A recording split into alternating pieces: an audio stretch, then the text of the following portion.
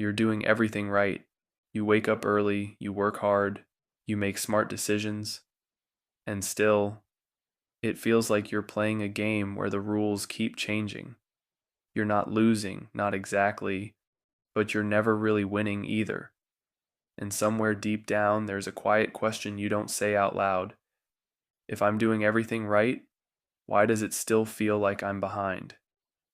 Just pause for a second, because what I'm about to tell you might change the way you see money forever.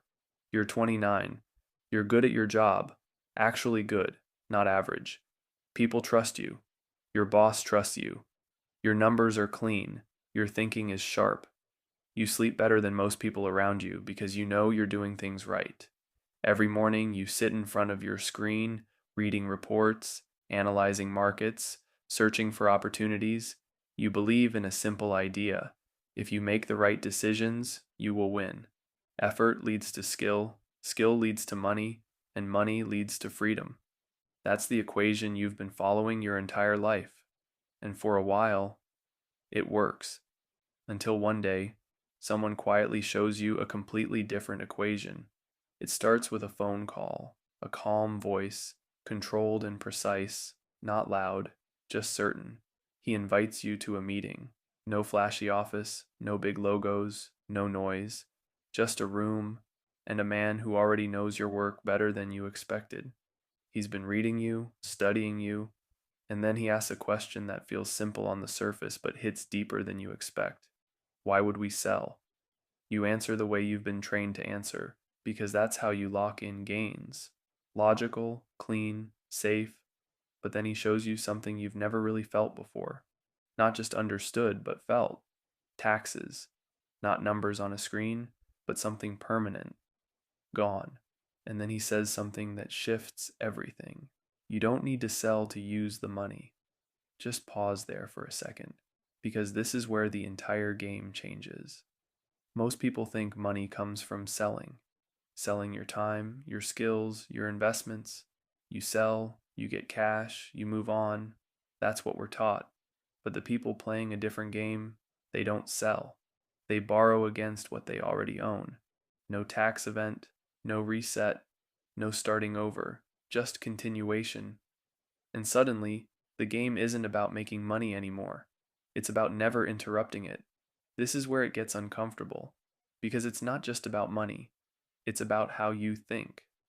You've been trained to finish things, to close deals, take profits, move on. It feels productive, it feels responsible. But what if finishing is actually the mistake? What if the real game is about keeping things alive instead of ending them? Just think about your own life for a moment.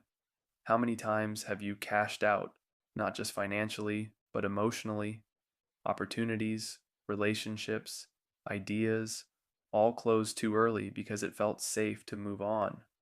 What if that instinct is exactly what's holding you back? Back in that room, something starts to shift. Slowly, quietly, you begin to see patterns.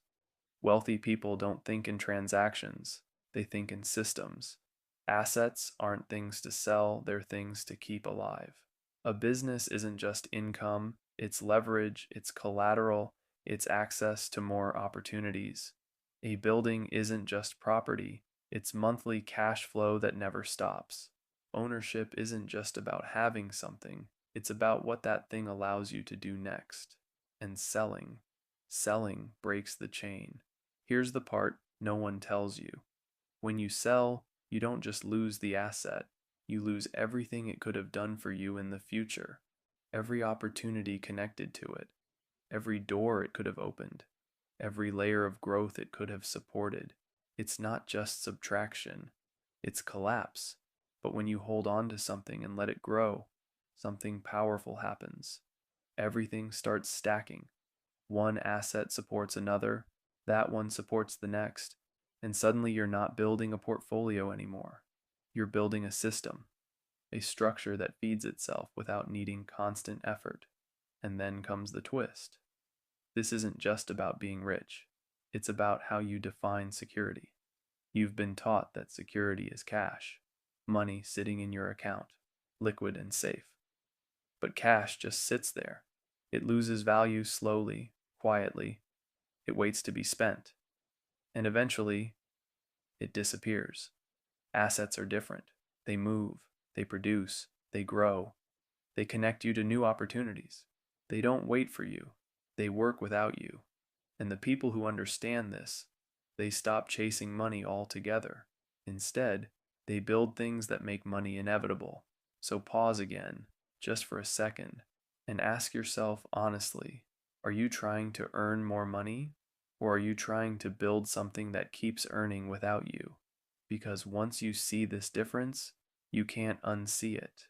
Promotions, bonuses, quick wins, they start to feel smaller, not useless, just in. So pause again, just for a second, and ask yourself honestly, are you trying to earn more money, or are you trying to build something that keeps earning without you?